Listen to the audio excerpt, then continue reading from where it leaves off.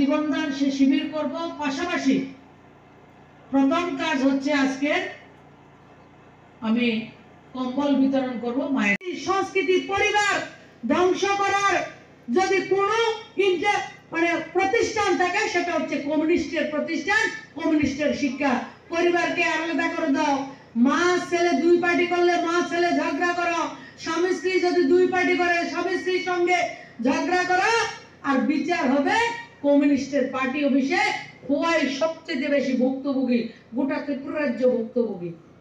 আমি আজকের মঞ্চ থেকে গোটা রাজ্যের যুব সমাজকে, মায়েদেরকে বিনম্রভাবে অনুরোধ করব, 2018 সালের কমিউনিস্টের যে অপশাসন ছিল, লুট নির্যাতন থেকে শুরু করে প্রত্যেকটা নির্বাচনের পরে পালা করে গর্বের সঙ্গে প্রাতিষ্ঠানিক হিসাবে মানুষের উপর যে অত্যাচার করত, সেই অত্যাচারটাকে আপনারা মনে রাখবেন।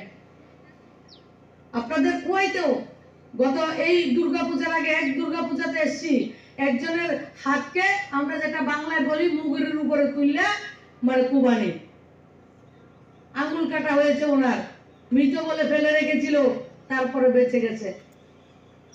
ওই ব্যক্তিকে রিক্সার মধ্যে রেখে, মানে আমরা যেমন গবাদি পশু টশু ছাগল বলি, গরু বলি বা শুয়ার, যেটাকে রিক্সার পায়ের যে জায়গাতে রাখি এই জায়গাতে রেখে যখন মানুষ এক জায়গা থেকে আরেক জায়গা যায়, এই খোয়াই শহরের মধ্যে যারা বিরোধী দল করত, বিরোধী দল করার অপরাধে সেভাবে বেঁধে বেঁধে নিয়ে ঘুরত, মারত, তাদেরকে হত্যা করা হতো। খোয়াইতে হয়েছে, সাউদি সব জায়গায় হয়।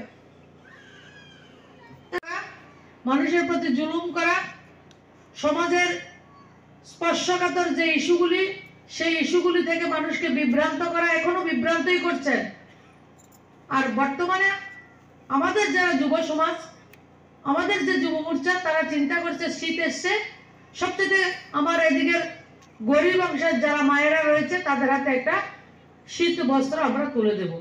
এটা হচ্ছে পার্থক্য, চাঁদাবাজি নয়, এটা হচ্ছে পার্থক্য, তাদের সঙ্গে দাঁড়ানো।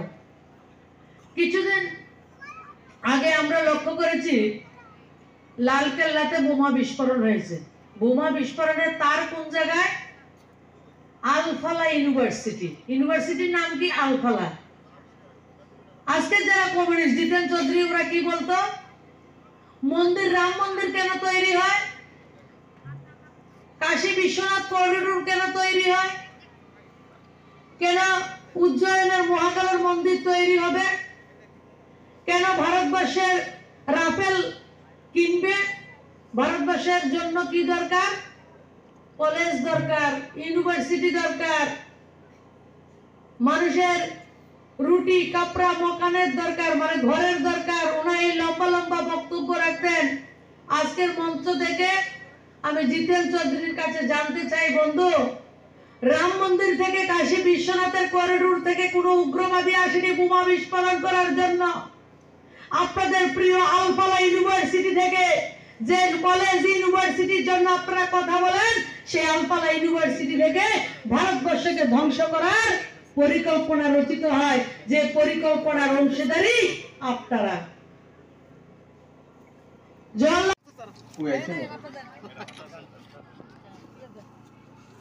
বক্তব্য রেখেছিলাম আগের দিন, উনি বলছে মা তেরা তো তোমার কথা আমার কোন ভালো পাইছে কেন? তুমি বলেছিলে আগে রেশনে গেলে চাল সকালে